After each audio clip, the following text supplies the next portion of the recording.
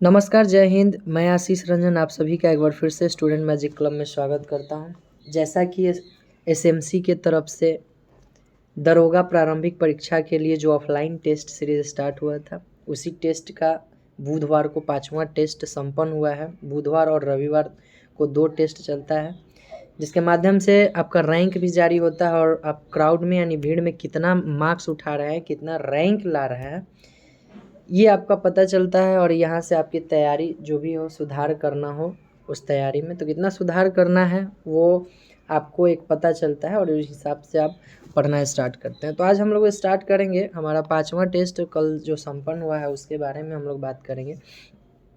ये सारे क्वेश्चन हैं, आप इस टेस्ट को दीजिए और कितना मार्क्स आ रहा है या फिर क्या आप में इम्प्रूवमेंट करना है और किसी भी तरह की जानकारी चाहिए तो आप हमें फॉलो कर सकते हैं, बात भी कर सकते हैं आराम से, उसमें कोई प्रॉब्लम नहीं है। जो अपने तरीक़ा से अच्छा लगेगा हम लोग अच्छा ही सजेस्ट करेंगे। चलिए तो स्टार्ट करते हैं। आपका पहला क्वेश्चन है, 1 मिनट, हाँ, पहला क्वेश्चन है कि जल प्रदूषण रोकथाम एवं नियंत्रण अधिनियम कब आया था? तो ये 1974 में आया था। दूसरा क्वेश्चन है आपका कि निम्नलिखित में से कौन सा प्राथमिक प्रदूषक है? तो कार्बन डाइऑक्साइड और कार्बन मोनोऑक्साइड ये दोनों प्राथमिक प्रदूषण है, जबकि ओजोन O3 ये द्वितीयक प्रदूषक है। आगे बात कर लेते हैं, मिलान करना है। तो मिलान करना में चूँकि क्वेश्चन अभी हम ही लोग सेट कर रहे हैं तो इसका ऑप्शन हम लोग को सेट करना नहीं आता है, या फिर समझ लीजिए कि अच्छे तरीके से नहीं अभी बनाना जानते हैं, तो थोड़ा दिक्कत होता है इसका ऑप्शन सेट करने में। तो आप लोग मिलान करिए इसका। पहला है CO, ये प्रमुख गैस हैं आपका और उससे संबंधित क्या क्या प्रभावित होता है, किस किस चीज़ को प्रभाव करता है वो दिया गया है सामने में। तो आपका CO है तो A कार्बन मोनोऑक्साइड, ये श्वसन संबंधी समस्या उत्पन्न करते होंगे, यहाँ पे 3 है दिख रहा होगा। B है आपका SO2 यानी सल्फर डाइऑक्साइड, तो ये आपका अम्ल वर्षा इसी के वजह से होता है, नाइट्रोजन ऑक्साइड और सल्फर डाइऑक्साइड की वजह से अम्ल वर्षा होता है। तीसरा नंबर जो आपको यहाँ पे मीथेन दिख रहा होगा, ये है C नंबर, मीथेन। तो मीथेन हरित गृह प्रभाव के लिए फेमस है, C का 2 हो जाएगा। और चौथा यानी D नंबर है आपका सीसा, तो सीसा आपका तंत्रिका तंत्र संबंधित समस्या उत्पन्न करता है, तो D का हो जाएगा 4। इस हिसाब से 1 का 3, B का 1 और C का हो जाएगा 2 हरित गृह प्रभाव और D का हो जाएगा 4। नेक्स्ट क्वेश्चन है आपका कि प्रोटीन में नाइट्रोजन की मात्रा कितनी होती है? तो प्रोटीन में नाइट्रोजन 16% होता है। बायोटीन किसका नाम है? तो B7 का नाम आपका क्या है? बायोटीन नाम है। और निम्नलिखित में से कौन तना नहीं है? यहाँ पे हो गया है, आप इसको है नहीं को काट लीजिएगा। निम्नलिखित में से कौन तना है? तो अदरक तना है, बाकी मूली, सलजन, शकरकंद ये सब जड़ है, ध्यान रखेंगे। फेमस क्वेश्चन है, बार बार पूछता है। प्रकाश संश्लेषण हेतु सर्वाधिक क्रियाशील प्रकाश कौन है? तो ये लाल प्रकाश होता है, इसको किसी भी कीमत पे याद रखिएगा। ये भी अच्छा क्वेश्चन है, बहुत अच्छा क्वेश्चन है। सबसे ज़्यादा क्रियाशील लाल प्रकाश होता है और सबसे कम बैगनी का होता है। 3 कलर हैं, बैगनी, नीला, लाल, जो प्रकाश संश्लेषण की क्रिया इन्हीं कलर में संपन्न होता है। नेक्स्ट है आपका 8वां नंबर कि निम्नलिखित में से कौन सा रोग से वायरस नहीं हो, मतलब कौन सा रोग है जो वायरस से नहीं होता है? तो निमोनिया, ये बैक्टीरिया से होता है। बाकी इबोला, डेंगू, चिकनगुनिया ये सब आपका वायरस से होने वाला रोग है। 9 नंबर क्वेश्चन है कि चावल के संदर्भ में निम्नलिखित कथनों पर विचार करिए और बताइए कि कौन सही है। तो चावल जहाँ मतलब चावल की फसल जहाँ होती है वहाँ आपका एवरेज टेम्परेचर 24 डिग्री सेल्सियस होना चाहिए, ये बात सही है।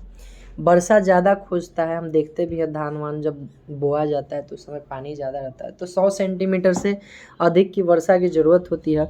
और ये खरीफ फसल है, कैसा फसल है? खरीफ, तो इस हिसाब से 1 2 3 तीनों सही हो जाएंगे।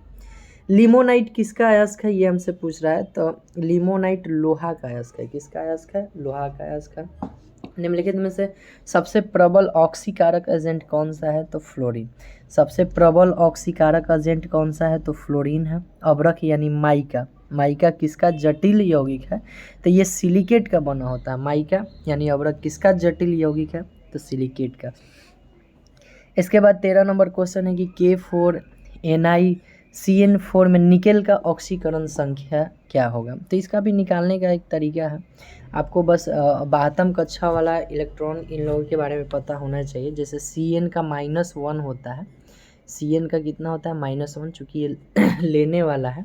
और K4 को पोटेशियम जो 19 नंबर पे होता है, इसके पास होता है +1। तो K4 4 है यहाँ पे। नंबर ऑफ एलिमेंट कितने हैं पोटेशियम का? 4। तो 1 × 4 4 हो जाएगा, प्लस Cn है तो इसके लिए माइनस होता है, तो यहाँ पे -4 हो जाएगा। ये भी Cn 4 है तो -4 हो जाएगा। और निकेल का पूछ रहा है तो निकेल का x मान लेंगे और बराबर 0 कर देते हैं, क्योंकि सभी का इक्विवेलेंट 0 आता है। तो यहाँ से 4 से 4 आपका कट जाएगा, x बराबर 0, यानी कि निकेल का ऑक्सीकरण संख्या निकल कर कितना आएगा? 0। आगे बात कर लेते हैं समुद्र के जल को किस प्रक्रिया द्वारा शुद्ध किया जाता है? तो आसमान को इंग्लिश में शायद डिस्टिलेशन ऐसे करके कुछ बोला जाता है। मेरा इंग्लिश थोड़ा सा कमज़ोर है, तो आसवन विधि द्वारा इसको शुद्ध किया जाता है। इसके बाद 15 नंबर है कि उत्तल दर्पण हमेशा कैसा प्रतिबिंब बनाता है? तो आभासी प्रतिबिंब तथा सीधा बनाता है। देखिए ऐसे उत्तल दर्पण रहेगा, यहाँ फोकस ये हो जाता है सेंटर वक्रता के अंदर, जिसको बोला जाता है। ठीक है, तो यहाँ से कभी भी ये बनाता है तो आपका इधर ही बनाएगा, तो इधर वाला आभासी बनता है और हमेशा सीधा बनाता है इस साइड में। ठीक है, इसके बाद आगे बात कर लेते हैं। तो जिन पदार्थों में अनंत विद्युत प्रतिरोधी होता है उसे विद्युत रोधी बोला जाता है। आगे है कि निम्नलिखित में से माध्यम का अपवर्तनांक दिया गया है, कौन सा मिलान गलत है ये आपको बताना है। तो पानी का 1.33 सही होता है, क्राउन का 1.54 सही है, फिलंट का 1.65 सही है, हीरा का 2.24 नहीं बल्कि 2.42 होता है। ठीक है, तो इस हिसाब से 17 नंबर क्या हो गया? आंसर हो जाएगा 17 का डी। निम्नलिखित 18 नंबर क्वेश्चन, निम्नलिखित मापक यंत्र में अनुप्रयोग में कौन सा मिलान गलत है, ये हमसे पूछ रहा है। तो कौन सा मिलान गलत है भाई? तो फेदोमीटर समुद्र की गहराई मापता है, सही है ये। बैरोमीटर ये गैसों का दाब नहीं मापता है बैरोमीटर, बल्कि बैरोमीटर के आविष्कारक टॉरिसेली था, जो आपका एटमॉस्फेरिक प्रेशर को मापता है, यानी 18 का बी आंसर हो जाएगा। इसके बाद आगे है हाइग्रोमीटर आर्द्रता को मापता है और टेकोमीटर स्पीड को मापता है, RPM रिवॉल्यूशन पर मिनट को मापता है। 19 नंबर क्वेश्चन है, थोड़ा फास्ट बोल रहे होंगे क्योंकि अगर 100 क्वेश्चन को धीरे धीरे किया जाए तो ज़्यादा समय लग जाएगा करने में, तो आप वीडियो को रोक रोक के आराम से मार लीजिएगा, उसके बाद सुनिएगा कितना है।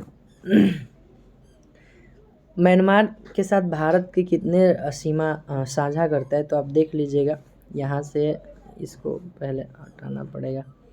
हाँ, अब देखते हैं, ये हो गया इंडिया का इस साइड से, तो यहाँ पे अरुणाचल प्रदेश है, फिर नागालैंड है, फिर मणिपुर है, फिर मेघालय है। तो ये 4 राज्य जो है आपका म्यांमार से टच करता है। ठीक है, ये अरुणाचल प्रदेश सबसे ऊपर में, ये नागालैंड, ये मणिपुर और ये मेघालय, सॉरी मिजोरम।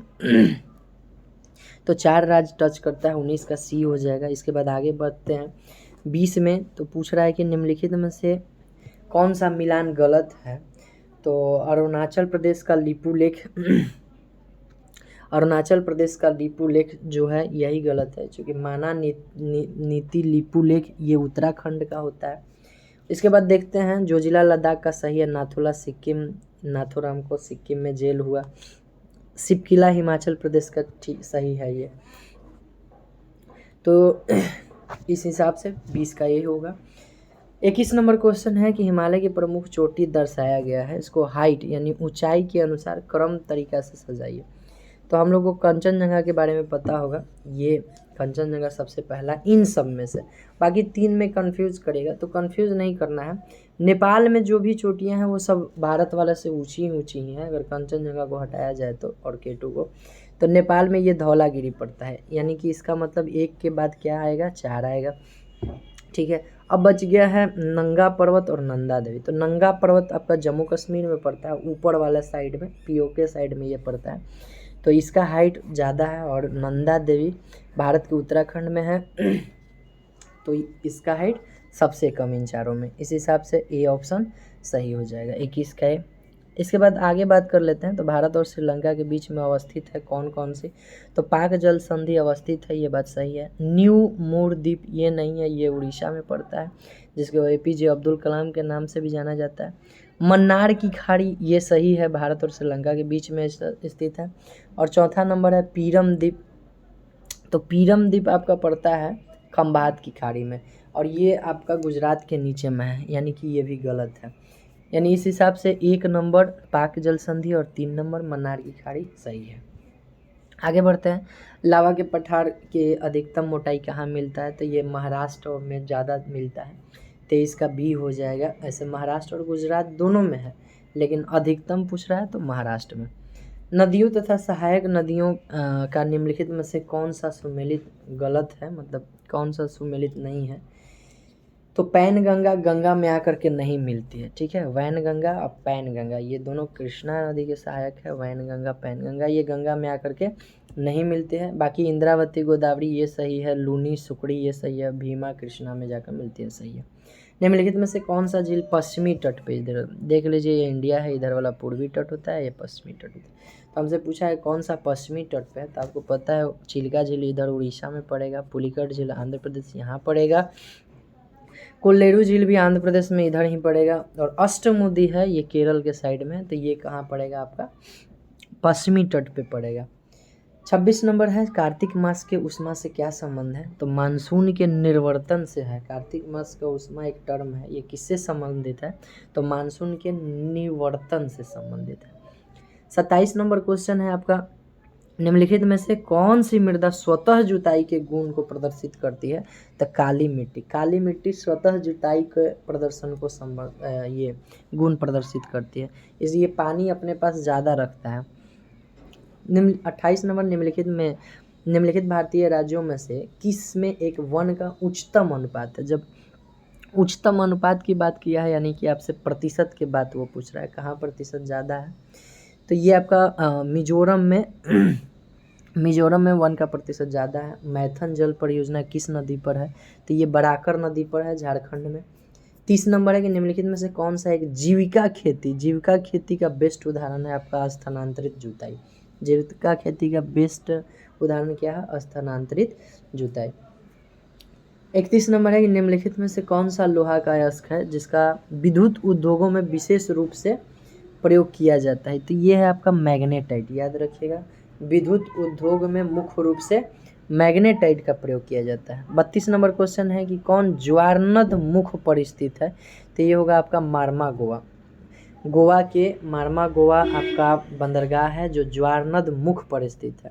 आप कांडला पे इस क्वेश्चन में मत जाइएगा, कांडला ज्वारीय बंदरगाह है, लेकिन ज्वारनद मुख पर स्थित पूछता है तो मार्मा गोवा लेता है, ठीक है।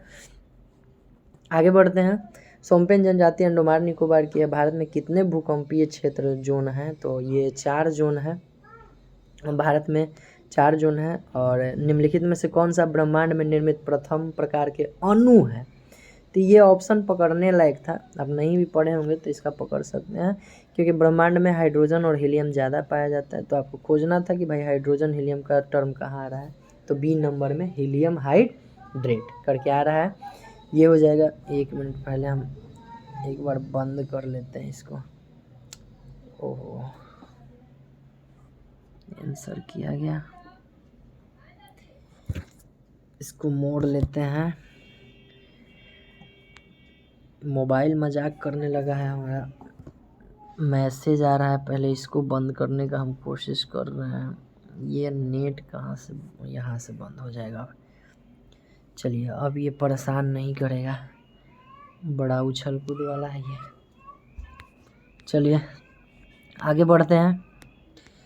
हम लोग पहुँचे हैं यहाँ, हाँ 36 नंबर पे पहुँचा। 36 नंबर बढ़िया क्वेश्चन है, बस हिंदी में लिख दिया था इसीलिए बहुत सारे लोग कंफ्यूज किए थे। खैर आपको इंग्लिश में भी लिखा जाएगा। ये विषुव दिन बोला रहा था कि निम्नलिखित में से किस दिन को विषुव दिन बोला जाता है, यानी इक्विनॉक्स, यानी कहने का मतलब इक्वल, जहाँ जब दिन और रात बराबर होता है, तो ये 23 सितंबर था। इसके बाद आगे क्वाड्रजाइट किसका कायांतरित रूपांतर है, तो ये सब क्वेश्चन याद रखिएगा, बलुआ पत्थर का ये रूपांतरित है।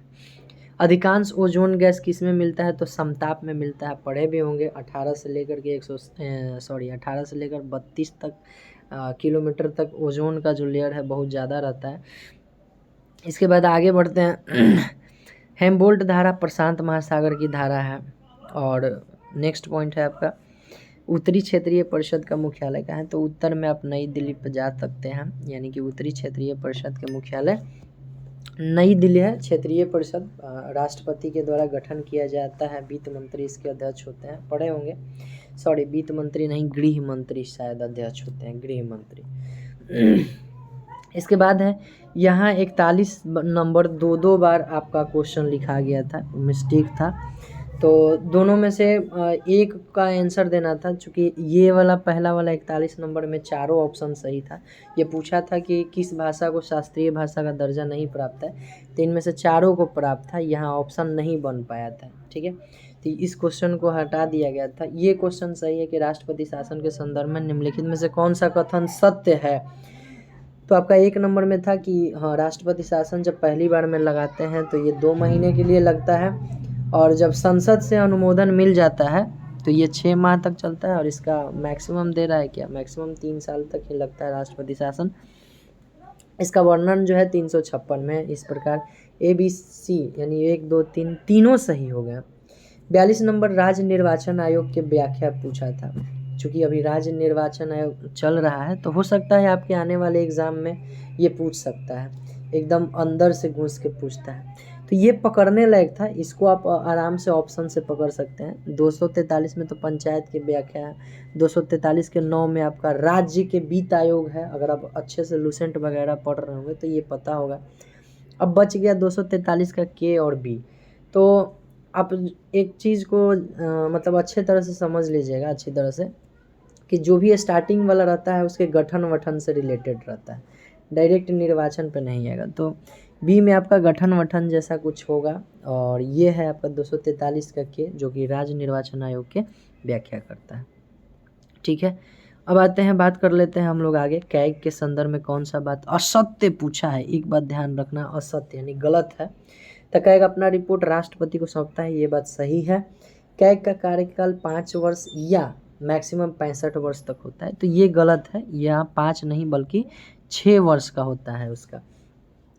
44 नंबर क्वेश्चन है कि निम्नलिखित में से कौन थिंक टैंक का कार्य करता है? तो नीति आयोग थिंक टैंक का कार्य करता है। इसके बाद आगे है 45 नंबर क्वेश्चन कि संविधान का प्रथम जो संशोधन हुआ था 1951 में, वो किससे संबंधित था? तो वो कृषि एवं भूमि से संबंधित था, ये बात ध्यान रखना है। C नंबर हो जाएगा। लोक अदालत की स्थापना पूछेगा। चूँकि लोक अदालत की स्थापना 1985 में ही एक दिल्ली में शायद हुई थी, लेकिन ये अधिनियम पूछता है। यहाँ पे थोड़ा सा क्वेश्चन गलत हो गया था। लोक अदालत की स्थापना किस अधिनियम के तहत हुआ था?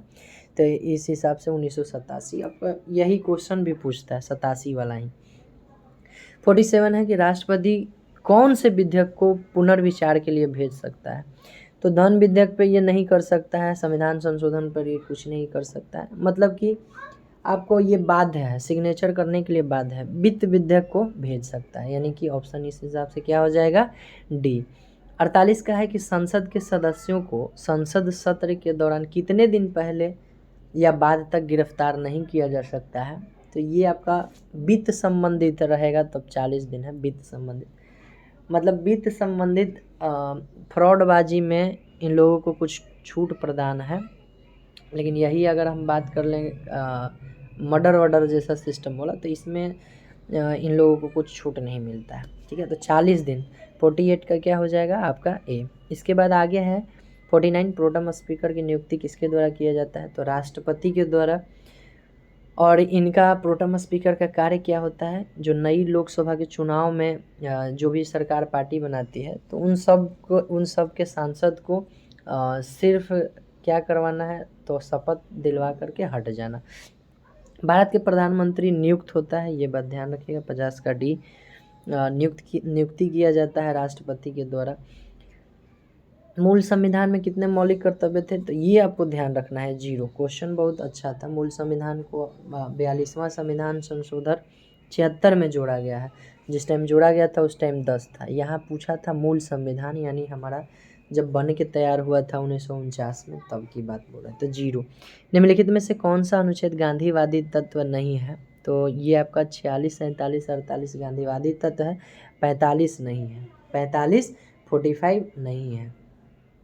ठीक है, नेक्स्ट क्वेश्चन की बात कर लें। 53 नंबर, तो कालक्रम के अनुसार व्यवस्थित करना था। तो आप देख सकते हैं असहयोग आंदोलन आपका 1920 में हुआ था, सविनय अवज्ञा 1930 में हुआ था, खिलाफत आंदोलन 1919 में हुआ था, अक्टूबर में स्टार्ट हुआ था, जलियांवाला बाग भी 1919 में ही हुआ था, लेकिन ये जलियांवाला बाग वाला जो कांड था वो आपका अप्रैल में ही हो गया था, 12 अप्रैल को। तो इस हिसाब से देखेंगे तो पहले जलियांवाला बाग आ जाएगा, फिर खिलाफत आ जाएगा, यानी पहले 4 आएगा, फिर आएगा आपका 3, फिर आएगा 1, फिर आएगा 2। तो 4 3 2 1। तो 53 का क्या हो जाएगा, कहाँ गया, लगता है कुछ गलत बोल दिए हैं, 1 मिनट। ये हो जाएगा 4, ये हो गया 3, इन दोनों में पहले 1, 4 3 1 2 होगा, यानी सी 4 3 1 2। ठीक है, इंडिया डिवाइडेड के राइटर राजेंद्र प्रसाद थे, और इसी के जगह पे आपसे पूछता है the man who divided India, तो उसमें रफ़ीक ज़कारिया हो जाएगा। ठीक है, 55 नंबर, निम्नलिखित में से किसने सर्वप्रथम प्रेस सेंसरशिप लागू की थी? तो वेलेज अली। मुस्लिम लीग के निम्नलिखित में से किस अधिवेशन ने जिन्ना ने अपना 14 सूत्रीय मांग रखा था? तो लाहौर में 1929 में अधिवेशन हुआ था, उसी अधिवेशन ने जिन्ना ने 14 सूत्रीय मांग रखा था। मुस्लिम लीग का अधिवेशन ध्यान रखना है, 56 का बी हो जाएगा। 57 व्यक्तिगत सत्याग्रह 1940 में हुआ था, महाराष्ट्र से स्टार्ट हुआ था। तो व्यक्तिगत सत्याग्रह में विनोबा भावे को प्रथम सत्याग्रही चुना गया था। दूसरे सत्याग्रही कौन थे? जो जवाहरलाल नेहरू थे।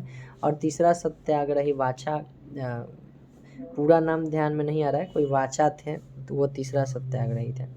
1947 में जो चुनाव हुआ था उसमें 37 में, उसमें कांग्रेस द्वारा बहुमत प्राप्त प्रांतों की संख्या कितनी थी? तो ये 6 थी। फुल बहुमत बोल रहा है, ऐसे तो 8 को मैं ये सब बनाया था, 2 को मिल करके बनाया था फिर। अरे यार, आगे बढ़ते हैं 59 नंबर। तो राजनीतिक स्वतंत्रता राष्ट्र की प्राण वायु है, ये किसने कहा था? तो अरविंद घोष ने कहा था। जनरली दरोगा में ऐसे ऐसे क्वेश्चन भी पूछ लेते हैं, किसी के कहावत पूछ लेते हैं, तो आप कहावतें भी कुछ याद रखिएगा। 60 नंबर है कि निम्नलिखित में से कौन सा 1857 के क्रांति के संदर्भ में गलत है? तो कुछ कहावतें था, जैसे सैनिक विद्रोह सर जॉन सॉर ने कहा था, यहाँ सॉर होगा, सर जॉन सॉर ने कहा था। और राष्ट्रीय विद्रोह डिजाइली ने बोला था। अंग्रेज के विरुद्ध हिंदू मुस्लिम का षड्यंत्र, ये टेलर आउट्रम बोला था। सामंतवादी विद्रोही गांधी जी नहीं बल्कि जवाहरलाल नेहरू जी बोले थे। ठीक है, तो इस वजह से चौथा ऑप्शन क्या हो जाएगा? सही। अखिल भारतीय किसान सभा का गठन 1936 में हुआ था। अखिल भारतीय किसान सभा के गठन 1936 में स्वामी सहजानंद प्रथम अध्यक्ष हुए थे, जयप्रकाश नारायण के द्वारा ये इसका स्थापना किया गया था। आगे बढ़ते हैं 62 में। तो मानव बलि प्रथा का निषेध करने के कारण अंग्रेजों के विरुद्ध करने वाले जनजाति का नाम बताइए। तो ये खोंड थे, उड़ीसा के एक जनजाति है खोंड, यह विरोध किया था मानव बलि प्रथा को। 63 नंबर है कि एशिया माइनर स्थित बोगाज कोई अभिलेख से प्राप्त हुआ था। बोगाज कोई एशिया का माइनर कहा जाता है बोगाज को, यहाँ से अभिलेख प्राप्त हुआ था। इनमें किन किन वैदिक देवताओं का उल्लेख मिलता है? तो इनमें आपका मिलता है इंद्र का मिलता है, वरुण का मिलता है, मित्र का मिलता है। ये आमत्य गलती है, आमत्य नहीं बल्कि नासत्य मिलता है। क्या मिलता है? नासत्य का मिलता है। तो इस हिसाब से 1 2 3 सिर्फ सही है, यानी बी सही है इसका। 64 गौतम बुद्ध द्वारा अपने धर्म में दीक्षित किए जाने वाले अंतिम व्यक्ति कौन थे? तो ये सुबोध नहीं बल्कि सुबोध नाम था उनका, सुबोध गलती लिखा गया है। तो डी ऑप्शन इसका सही हो जाएगा। इसके बाद आगे बोलते हैं, किस सुल्तान ने एक नया मंत्रालय दीवाने रियासत यानी वाणिज्य मंत्रालय खोला था? तो अलाउद्दीन खिलजी। औरंगजेब में दक्षिण में 2 राज्य को जीता था, बीजापुर और गोलकुंडा को जीता था, बीजापुर और गोलकुंडा को जीता था। जनसंख्या अगर वृद्धि होती है तो इसमें आर्थिक विकास क्या होने लगेगा? घटने लगेगा, यानी मंद होने लगेगा। आर्थिक विकास की अगर बात करें तो इसका आधार क्या क्या है, तो सकल राष्ट्रीय उत्पाद, प्रति व्यक्ति आय और आर्थिक कल्याण दर, ये सभी है आधार इसका आर्थिक विकास का। 69 भारत में राष्ट्रीय आय की गणना कौन करता है, तो सीओसो करता है। कौन करता है, केंद्रीय सांख्यिकी संगठन करता है। इनमें से कौन ऑप्शन सही है जो मुद्रा का कार्य नहीं है, तो लेखन और संपादन, ये मुद्रा का कार्य नहीं है, बाकी माध्यम है ही, मापने का कार्य करता ही और भुगतान करते ही है इसका। निम्नलिखित में से कौन सा टैक्स यानी कर जो केंद्र सरकार लगाता है, केंद्र सरकार ही वसूलता है और केंद्र और राज्य दोनों इसका उपभोग करता है, तो ये है इनकम टैक्स। बाकी ये दो कर होगा, ये सीमा शुल्क और निगम कर, ये दोनों है जो केंद्रीय सरकार लगाता है, केंद्र सरकार वसूलता है और केंद्रीय सरकार इसका उपभोग करता है। विज्ञापन का कर है, केंद्र सरकार लगाता है, केंद्र सरकार वसूलता है, लेकिन राज्य को दे देता है ये। इसके बाद टीकाकरण पूछा गया था। टीकाकरण दिवस 16 मार्च को मनाया जाता है, ये आप याद रखिएगा।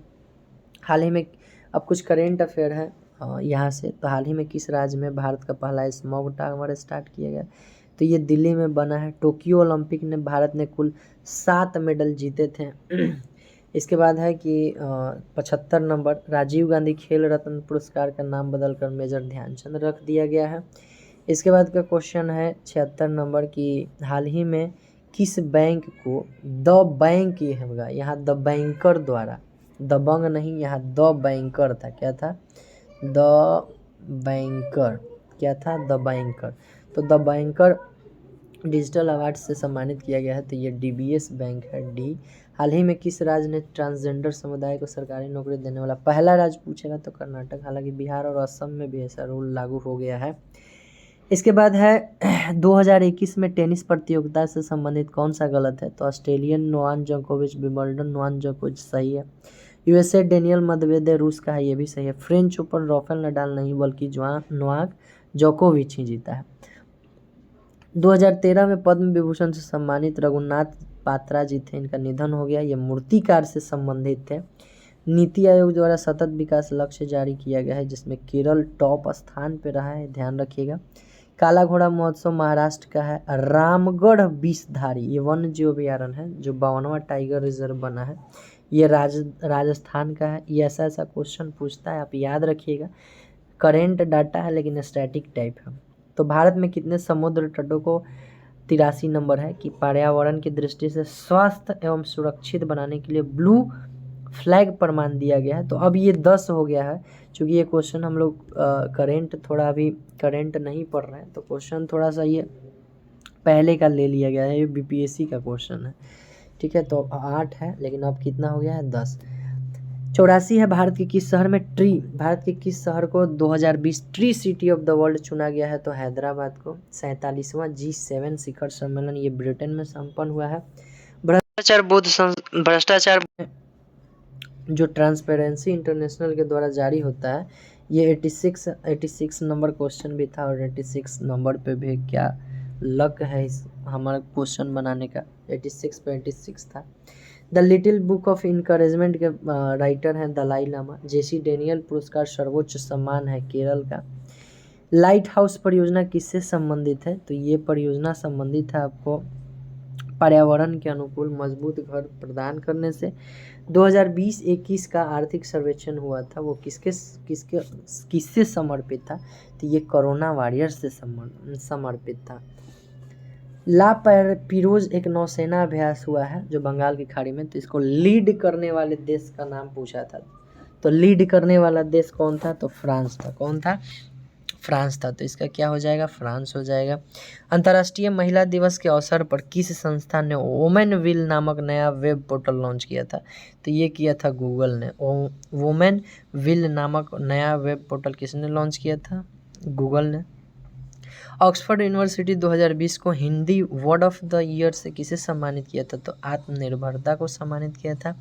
रेबीज से मुक्त होने वाला भारत का पहला राज्य गोवा है।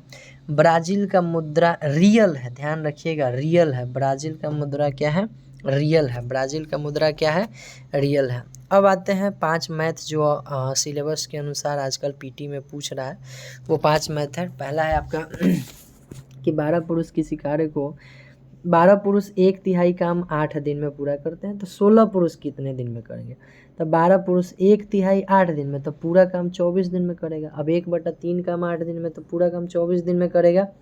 तो हमसे पूछा था कि 16 पुरुष कितने में, और हम लोग फार्मूला जानते हैं MDH1 बराबर MDH2 वाला, तो उसी पे इसको निकाल देंगे। 12 गुना 24 बराबर 16 गुना दिन, ठीक है। तो यहाँ से 4 चौका 16, 4 तिये 12 और 4 छक्के 24, यानी यहाँ से हमारा दिन कितना निकल के आएगा? 6 तिया 18, यानी कि 18 दिन में करेंगे।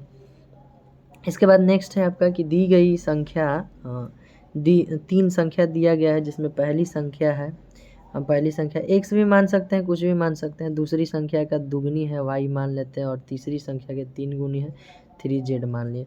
तीनों संख्याओं का औसत यानी x plus y plus z ये दिया था आपका 121 औसत है, तो 3 से गुना करेंगे। चूँकि एवरेज था तो 3/3 करते हैं। अब यहाँ पे 363 हो जाएगा। तो पहली और तीसरी संख्या के बीच का, इन दोनों के बीच का पूछा था, तो यहाँ हम किसी का मान रख देते हैं। जैसे y का निकालना आसान पड़ता है, तो x बराबर 2y रख देंगे, y का y ही, और z रखेंगे तो 2/3y। यहाँ से 363 करेंगे, y का जो कुछ भी वैल्यू आएगा यहाँ से, तो निकालने के बाद इन सबों का जो आंसर आता है वो 172 आएगा। अब देखिएगा शायद z 99 आता है, उसके बाद 198 आता है आपका ये ए का वैल्यू, पहले का वैल्यू, ऐसे ही कुछ आता है। अभी बना हुआ कहाँ है ध्यान में नहीं है, लेकिन आप बनाइएगा, उस ढंग से बनाइएगा, ज़रूर आंसर मिल जाएगा जिस पे बताया गया है। चूँकि बनाना पड़ेगा और अभी लेट हो जाएगा बनाने में, समय ज़्यादा निकलते जाएगा। चलिए आगे बात कर लें। नेक्स्ट क्वेश्चन है 98 नंबर की, एक व्यापारी इस प्रकार अपने वस्तु का अंकित मूल्य करता है कि नगद खरीद पर 12.5% छूट देने के बाद भी उसको 20% का लाभ होता है। यदि वस्तु का लागत मूल्य 140 रुपये है तो अंकित मूल्य बताइए। कितना उस पर डिनोट किया गया था, कितना? चलिए मान लीजिए कि x डिनोट किया गया था। अगर हम इसको शॉर्ट फॉर्म में आपको गुना भाग आप करिएगा, x में खरीदा गया अंकित मूल्य है, तो इसको 12.5% का छूट दिया, यानी बेचा होगा कितना में? 87.5% में बेचा होगा। तब इसको क्या मिला? वस्तु का लागत मूल्य कितना है? 140 रुपये क्रय मूल्य है। क्रय मूल्य पर भी इसको 20% का लाभ हो जाता है, यानी 120। यहाँ से नीचे 100, यहाँ से नीचे 100% था। अब यहाँ से कट कुट करिएगा, सारे काटने के बाद आपको निकल के ऑप्शन आ जाएगा सी नंबर, यानी कि 192 रुपये, ठीक है। 99 है कि एक व्यक्ति निश्चित धनराशि पर 5% के दर से साधारण ब्याज लेता है तथा 15 वर्षों के बाद जो वो मूलधन दिया रहता है उससे उसको 250 रुपये कम ब्याज प्राप्त होता है।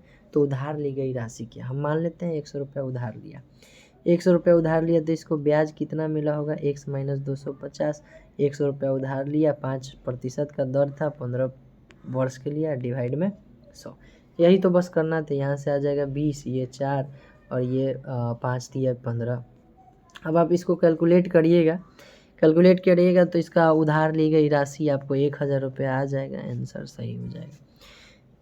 लास्ट क्वेश्चन है और आखिरी क्वेश्चन है कि किसी संख्या का 32% उस संख्या के 17% से 120 अधिक है, तो संख्या बताए। अब कोई संख्या मान लीजिए x है, इसका 32%, 32/100, ये संख्या के 17%/100 से कितना अधिक है? 120 अधिक।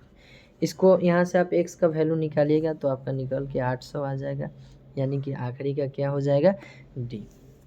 इस प्रकार हम लोग का 100 क्वेश्चन यहाँ पे कंप्लीट होता है। आप सेट को ज़रूर लगाइए, बहुत बढ़िया एकदम। जिस सिलेबस के आधार पर दरोगा पूछता है पीटी अपना, उसी सिलेबस के आधार पे यहाँ पूछा गया है।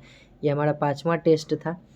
आपको जैसे जैसे टेस्ट लिया जाएगा यूट्यूब पे सारा अपलोड कर दिया जाएगा, ठीक है। आप टेस्ट लगाइए अच्छे से और देखिए कितना स्कोर हो रहा है और कौन सा सेक्टर कमज़ोर है, कौन सा सेक्टर कमज़ोर पड़ रहा है, उस पर आप ज़्यादा फोकस करें, ठीक है। धन्यवाद, फिर मिलते हैं।